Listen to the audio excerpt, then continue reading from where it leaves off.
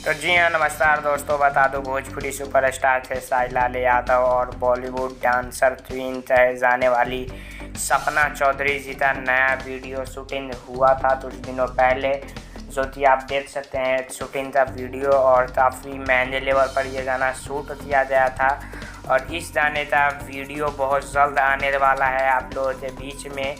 तो इस गाने तो हरियाणवी टाइप में बनाया गया है और इससे सिंगर तो और है, सिर्फ थे साहिल लाल यादव फीचरिंग कर रहे हैं। इसमें थे साहिल लाल यादव और सपना चौधरी साथ में है और काफ़ी कमाल होगा देखने में कि थे साहिल लाल यादव और हरियाणवी स्टार ट्विन कहे जाने वाली डांसर ट्विन कहे जाने वाली सपना चौधरी की जोड़ी देखने में काफ़ी बेहद इंटरेस्टिंग होंगे, क्योंकि भोजपुरी में सबसे बेस्ट डांसर थे साहिल लाल यादव है और हरियाणवी इंडस्ट्री में सबसे बेस्ट डांसर सपना चौधरी जी हैं। जी हाँ दोस्तों, तो काफ़ी कमाल होगा।